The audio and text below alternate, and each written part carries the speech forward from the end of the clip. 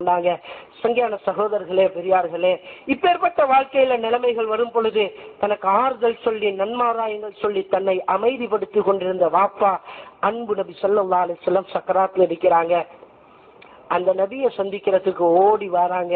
ஹதரத் ஃபாத்திமா ரலியல்லாஹு தஆலா அன்ஹா வெளிச்சம் நிறைஞ்ச முபாரக்கான நபியுடைய முகத்துக்கு முன்னால தண்ட முகத்தை வச்சு புன்னகை புறக்கும் பொழுது நபி அவர்கள் தண்ட முகத்தை திருப்பி கொண்டாங்க.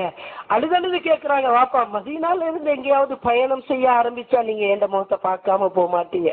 இன்றைக்கு உலகத்தை விட்டே போகக்கூடிய நாள், இன்றைக்கு எந்த முகத்தை பார்க்காம திருப்பி கொண்டீங்களே, என்ன விஷயம்? சொன்னாங்க, அவர்கள் உங்களோட முகத்தை பார்த்து கொண்டே மௌத்தாகணும் என்ற ஆசைதான். ஆனா உங்களோட முகத்தை பார்த்து கொண்டு மௌத்தா போனா உங்களை விட்டுட்டு போறேனேன்ற கவலையோட என் உயிர் போகும். ஆனால் நான் ஆசைப்பட்டேன் என் உம்மத்துடைய கவலையோட மௌத்தாகணும், உம்மத்துடைய கவலையோட நான் கியாமத்தில் நிற்பாட்டப்படணும். சங்கியான சகோதரர்களே, உம்மத் என்று சொல்லி எதை ஈரக்கொலை என்று சொன்னாங்களோ அந்த ஈரக்கொலையோட முகத்தை சந்தோஷமா சக்கராத்துல பார்க்க கிடைக்கல. கண்ணியமானவர்களே, உங்களோட ஸ்லாயத்துக்காக உங்களோட ஹிதாயத்துக்காகவே தன் வாழ்க்கையை அர்ப்பணிச்சாங்க.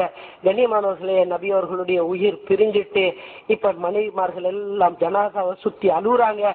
ஒரு மனைவி கொஞ்சம் குள்ளி துள்ளி ஆற ஆரம்பிச்சா கண்ணியமானவர்களே, ஆயிஷா ரலியல்லாஹு தஆலா அன்ஹா ரிவாயத் செய்றாங்க, கேட்டாங்க, நீங்க கொஞ்சம் அமைதியா அழுங்க, என்னோட அழுகை எங்களை ஆவேசத்துக்கு ஆளாக்குது, கொஞ்சம் அமைதியா அழுங்க. சொன்னாங்க, நான் எப்படி அமைதியாக அழுகுறது? சக்கராத்துல என்னிடத்துல ரகசியமா நபி அவர்கள் சொன்னாங்க, எனக்கு ரொம்ப பசியா இருக்குது, ஏதாவது சாப்பிடறதுக்கு இதா கொண்டாங்க. என் வீடு முழுக்க தேடினேன், நபி அவர்களுடைய பசிய போக்க ஒரு ஈச்சப்பழம் கிடைக்கல. நெய் டப்பாவை திறந்து பார்த்தேன், அதுல அடியில நெய் ஒட்டி இருந்தா அதையும் என்னுடைய விரலால வலிச்சு முபாரக்கான நபியுடைய வாயில போட்டு விட்டேன், அங்கேயும் ஒன்றும் கிடைக்கல.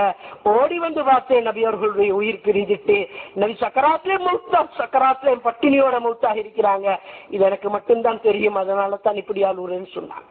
சங்கானவர்களே, உம்மத்துடைய ஸ்லாஹியத், உம்மத்துடைய ஈடேற்றம், முழு உலகத்துடைய மலைகளும் தங்கமாக கிடைச்சிருக்கும் அந்த நபி ராஜா அல்ல, ராஜாத்தி ராஜா போல வாழையிலும்.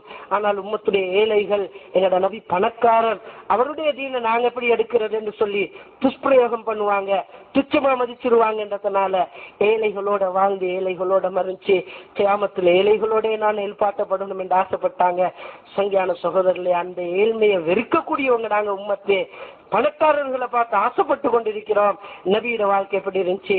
கண்ணியமானவர்களே, ஹதரத் அனஸ் ரலியல்லாஹு தஆலா அவங்க ரிவாயத் செய்றாங்க, ஹர்மை நபி ஸல்லல்லாஹு அலைஹி வஸல்லம் அவருடைய ஜனாசாவை நல்லடக்கம் செஞ்சுட்டு நாங்க ஒரு வீதி வழியா வந்து கொண்டிருந்தோம். ஒரு கூடாரத்துக்குள்ள ஒரு பெண்ணுடைய அழுகை சத்தம் கேட்டது. என் வாப்பட சடலத்தை உங்களோட கையால மண்ணுக்கு கீழே வச்சுட்டு உங்களோட கைகளால மண்ணை போட உங்களுக்கு எப்படி மனசு வந்துச்சு என்ற ஒரு சத்தம் கேட்டுச்சு. அந்த சத்தத்தை கேட்ட சில சஹாபாக்கள் மயக்கமுட்டு கீழே விழுந்துட்டாங்க. பின்னால் அந்த அறையினுடைய திரையை அகற்றியவளாக முழுமையான பர்தாயிட்ட ஒரு பெண், கண் விலங்க கை விலங்க அல்ல, முழுமையாக மறைத்த ஒரு பெண் அந்த கபரின் பக்கம் ஓடோடி செல்வதை பார்த்தேன். அதற்கு பிறகுதான் நாம் அறிந்து கொண்டோம் அவள் ஹதரத் ஃபாத்திமா ரலியல்லாஹு தஆலா அன்ஹா என்பதாக.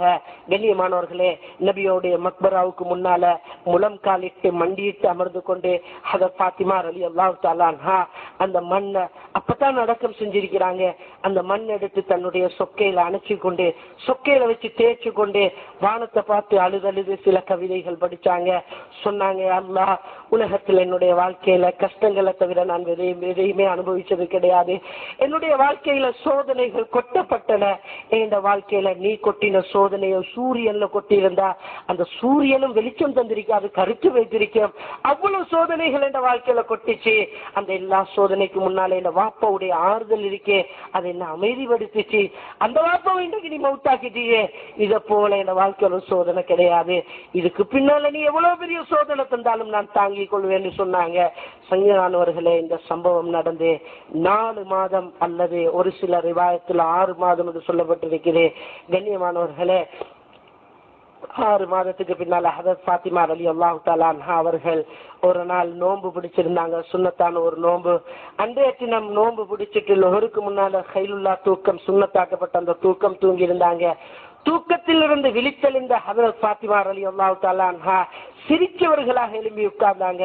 தன்னுடைய 2 குழந்தைகளின் பக்கத்துல கூப்பிட்டு சொன்னாங்க, மகன், இதுக்கு பின்னால என்னுடைய ஞாபகம் உங்களுக்கு வந்தா நீங்க 2 பேரும் அப்பட கபரடியில போயிட்டு கொஞ்ச நேரம் உட்கார்ந்துட்டு வரணும் என்று சொன்னாங்க. 2 பேரும் சின்ன பிள்ளைகள். அந்த 2 பேரும் நினைச்சாங்க, எங்களோட உம்மா இப்ப போயிட்டு எங்களை உட்கார சொல்றாங்க போல அப்படியே நினைச்சு அப்பட கபரடியும் பக்கம் வேகமாக ஓட ஆரம்பிச்சாங்க. இந்த காட்சியை பார்த்த ஹஜ்ரத் அலி ரலியல்லாஹு தஆலா அவங்க கேட்டாங்க, ஃபாத்திமா, நீங்க எதுக்காக பிள்ளைல நபியுடைய மக்பராவின் பக்கம் அனுப்பி வச்சீங்க? சொன்னாங்க, நான் இந்த பிள்ளைல இப்ப போ சொல்லல, இதுக்கு பிறகு என்னுடைய ஞாபகம் வந்தா போ சொன்னேன். ஏன்னா நான் இப்ப தூங்கின நேரம் என் வாப்பாவை கனவுல கண்டேன். என் வாப்பா கனவுல சொன்னாங்க, ஃபாத்திமா, நீங்க உலகத்துல பட்ட கஷ்டம் எல்லாம் போதும், நீங்க உலகத்துல பட்ட சிரமம் எல்லாம் போதும். அதனால இன்றைக்கு நீங்க எங்களோட நோன்பு திறப்பீங்கன்னு சொன்னாங்க. இன்றைக்கு நான் நபியோட போயிட்டு நோன்பு திறக்கிற நாள், என் வாப்போட போயிட்டு சேரக்கூடிய நாள், இன்றைக்கு நான் மௌத்தா போற நாள். அதனால தான் என் பிள்ளைகளுக்கு இந்த விஷயத்த சொன்னேன்னு சொல்றாங்க. கண்ணியமானவர்களே, இந்த வார்த்தையை முழுமையா சொல்லி முடிக்கல. நபியுடைய கபரின் பக்கம் ஓடி சென்ற 2 குழந்தைகளும் ஓடோடி உம்மட மடியில உட்கார்ந்து கொண்டு தாயிட முகத்தை அண்ணாந்து பார்த்து கேட்டாங்க, அம்மா, நாங்க அப்பட கபரஸ்தானத்துல பக்கத்துல போயிட்டு உட்கார்ந்தோம், அப்போடைய கபருக்குள்ள இருந்து ஒரு சத்தம் வந்துச்சு, இன்றைக்கு மட்டும்தான் உங்களோட உம்மா உங்களையோட இருப்பாங்க, அதனால உங்களோட உம்மட மடியில போயிட்டு உட்கார்ந்துக்கோங்க சத்தம் வந்துச்சு. உம்மா, நீங்க எங்களை விட்டுட்டு எங்க போறீங்கன்னு 2 குழந்தைகளும் கேட்கிறாங்க. கண்ணியமானவர்களே, இப்ப சொன்னாங்க, நான் இரவோடு இரவாக என்னுடைய ஜனாதாவை அடக்கணும், யாருக்கும் காட்டப்படாது சில வசியத்துகள் சொன்னாங்க. சங்கையான சகோதரர்களே, பெரியார்களே, பின்னால அவங்க மௌத்தாகிட்டாங்க.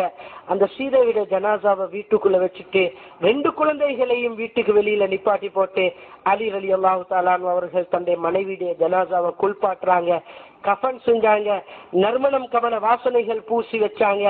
ஒரு ஈத்த மூளைக்கு மேல அந்த சீதைவிட பொண்ணான ஜனாதா வைக்கப்பட்டிருந்துச்சு. வெளியில பார்த்தா 2 குழந்தைகளும் சோர்ந்த முகத்தோடு இருந்தாங்க. இந்த 2 குழந்தைகளையும் கூப்பிட்டு வாப்பா சொல்றாரு, மகன், உங்களோட உம்மோட முகத்தை போய் பாருங்க, ரொம்ப வெளிச்சமா இருக்கிறாங்கன்றாங்க. பார்த்தாங்க 2 குழந்தைகளும் தாயுடைய தலைமாட்டுல முழங்காலிட்டு உட்கார்ந்து கொண்டு தாயுடைய நெத்திய முத்தமிட்டு கொஞ்ச நேரம் அழுதாங்க. வெளியில சொன்னாங்க, அல்லாஹ்வின் மீது சத்தியமாக எங்களோட வாழ்க்கையில எங்களோட உம்மோட தலைமுடிய நான் இன்றைக்கு தான் பார்த்தோம்னு சொன்னாங்க. சங்கையான சகோதரர்களே, பெரியார்களே, உம்மா மௌத்தா போன அன்று தான் உம்மோட தலைமுடிய பார்த்துக்கிறாங்க. அடுத்த வீட்டுல உள்ளவங்க அல்ல. அல்லாஹு அக்பர். கண்ணியமான வீட்டுல வளர்ந்த குழந்தைகள் வாழ்க்கையில எல்லாத்திலையும் குறை, சாப்பாட்டுல குறை, வீட்டுல குறை, உடுப்புல குறை, பெருநாளந்தும் குறை, வாழ்க்கையே குறை, வாழ்க்கையில சுகம் என்றதே கிடையாது. ஆனால் தீன்ல தலை முடிவுங்கிற அளவுக்கு கூட குறை வைக்கல. கண்ணியமானவர்கள், எங்கட வாழ்க்கையில எல்லாம் என்ன குறைய வச்சுட்டான். ஆனா நாங்க முழுக்க செய்யறதெல்லாம் தீன்ல குறை. சங்கையான சகோதரர்களே, இன்னமும் துனியாட குறையத்தான் நாங்க பேசி கொண்டிருக்கிறோம். அது போதாது, இது போதாது, அது இல்லை, இது இல்லைன்னு தான் சொல்றோம். சங்கையானவர்களே, வெட்கப்படணும். தீனுக்காக செஞ்சது ரொம்ப கொஞ்சம், செய்ய வேண்டியது ரொம்ப பெரிய தேவை இருக்குது. அதனால் அல்லாஹ் ரொம்ப கிருபை செய்வான். என்ன மௌத்தும் இந்த வேலையில தான் ஆகணும் என்று எல்லாரும் ஹிம்மத் வெப்பமா இன்ஷா அல்லாஹ், எங்களோட உயிரும் இந்த உழைப்புக்காகத்தான் அர்ப்பணிக்கப்படணும் என்ற ஒரு நியத் வெப்பமா இன்ஷா அல்லாஹ், அல்லாஹ் எங்க எல்லாரையும் கபூல் செய்வான்.